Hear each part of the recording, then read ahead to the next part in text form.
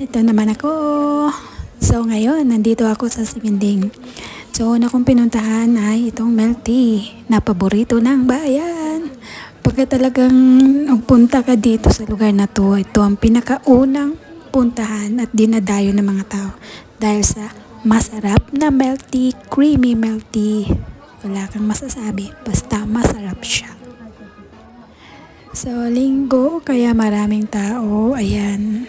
So, bago man ako naka-order dyan, pumila muna ako. So, ngayon nagantay ako ng order ko kung kailan nila matatawag ang number ko. Ayan. So, maramihan talagang mag-order yung iba. Kita mo naman. So, kapag nakainom ka nito, talagang mapais mo, balik-balikan mo siya kasi na ano talaga siya, very creamy and then malinamnam. Ayan na nga, ito na ang order ko.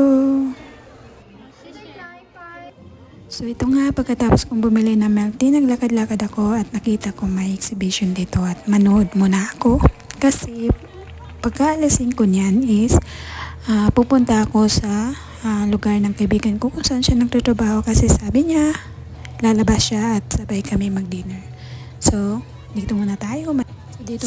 Panoorin natin kung gaano kaganda ang performance nila.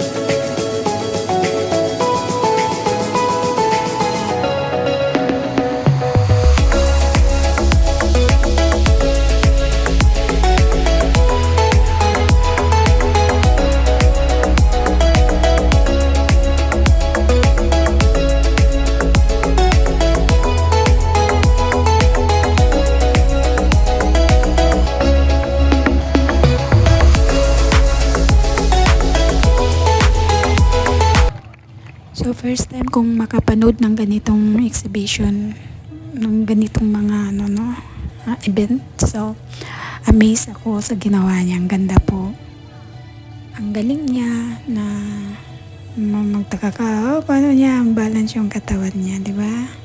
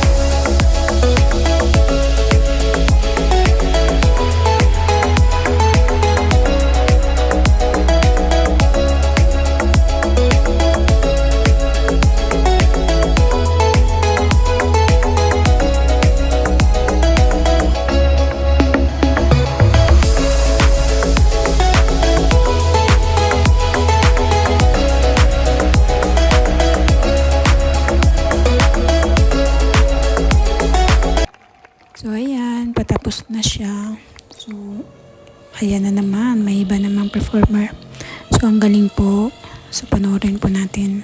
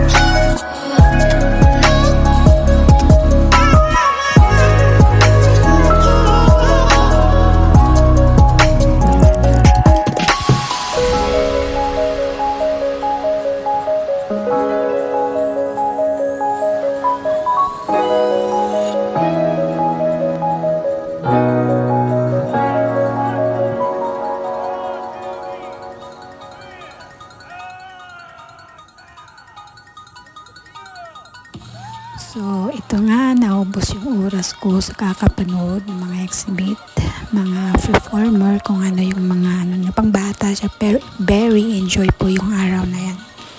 So, ayan, nag-ready na rin po ako at palis na rin ako papunta ng train station para dun sa imit ko yung kaibigan ko. See? At panoorin nyo rin ang mga video namin. Anyway guys, may music talaga yung nag-perform. Inoff ko lang kasi makapiright tayo, so hindi ko ma-post siya. No? So, ito binago ko siya. Thanks for watching!